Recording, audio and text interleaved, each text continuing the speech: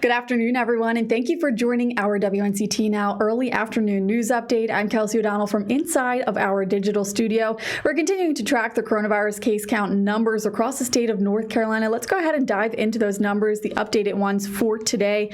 According to state health leaders, almost 107,000 people have tested positive. The death toll is more than 1,700. Now, on a more positive note, the number of recoveries in North Carolina has passed 78,000. Now, it's a similar situation across the East with counties. Several are announcing an increase in coronavirus cases. If you take a look up on your screen, these are the updated case count numbers for today, Thursday, July 23rd. Duplin County's total is now up to 1,820 confirmed cases. Pitt County has 1,293 people infected. Meanwhile, Craven, Lenoir, Greene, Beaufort, and Bertie counties are also reporting an increase in cases. In other news, one person is injured after a fire at a Jacksonville hotel. Jacksonville police and EMS got the call to the Comfort Suites near North Marine Boulevard yesterday afternoon.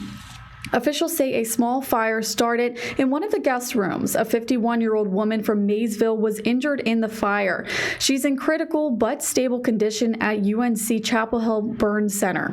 Police are looking for the cause of the fire, and anyone with information is asked to please call the Jacksonville Police Department.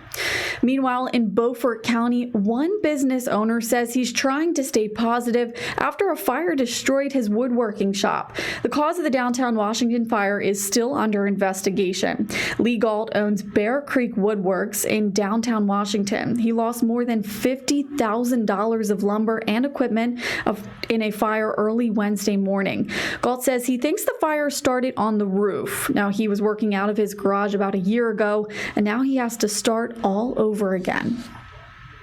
We're not going to stay down on the mat. We're going to try and find somewhere else to open up shop in town. All the support that I've received, I can't thank everybody enough. It's as much for my employees and the guys I work with every day as it is for me and my family. We all were dependent on this. Galt is staying positive despite the setback. He says he's ready to get back to work. His friend set up a GoFundMe account to help with expenses. That information is on our website at WNCT.com. Now, as the temperatures continue to rise, many people are looking to stay cool. It's a similar situation for many outdoor workers, but on top of trying to stay cool, they are trying to stay safe while getting the job done. According to the U.S. Department of Labor, nearly half of all workers nationwide spend part of their workday outdoors. Wells Home Improvement has several crews working outside this week in Pitt County. Owner Jim Wells says his priority is making sure his employees are staying safe and hydrated. It's very hot, and it's kind of hard to imagine, but about twice as the heat as it is on the ground. We have to come off the roof at least once per hour and rehydrate.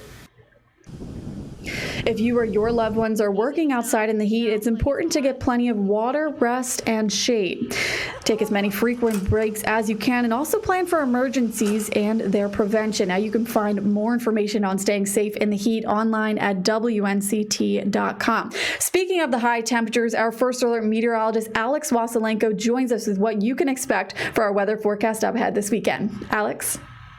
Happy Little Friday, everybody. I'm your First Alert meteorologist, Alex Wasilenko, reporting from the First Alert Weather Center in this wonderfully air-conditioned studio. It is a hot and steamy day of weather across eastern North Carolina as a heat advisory is in effect for a fifth straight day across the east and coastal plains. The heat and humidity will plague our local forecast, but down to the south, there's a lot of activity in the Gulf of Mexico. That is Tropical Depression 8 that will continue to head towards the Texas coast this weekend. It will have no impacts on eastern North Carolina, which is good news because our plate is quite full of some active weather. Some showers and strong to severe thunderstorms will begin to work in for this afternoon, and especially overnight. Those storms will be strongest overnight, so do your best to remain weather aware and have a way to get those alerts sent to your phone in case of severe weather. As we push into the overnight through early Friday morning, some isolated showers and storms will be left over as we kick off the end of the work week. By Friday afternoon and Friday evening, more showers and storms will get fired up along a trough of low pressure that is set to enter the Tar Heel state.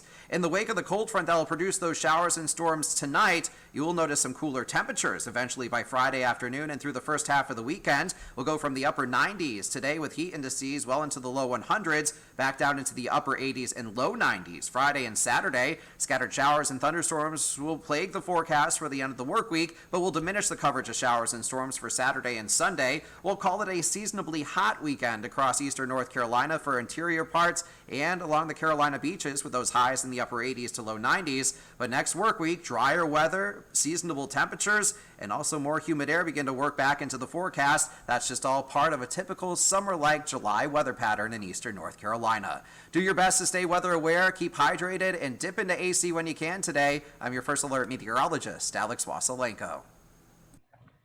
All right, thank you, Alex. Make sure you keep your waters handy. It's going to be another hot week here in July. This will just about wrap up our early afternoon WNCT Now news update. Before we go, it is July 23rd, which means it's my little sister's birthday. Well, my not so little sister, Erin, I wanted to wish you a happy 21st birthday. I love you so much and hope you do have the best day ever.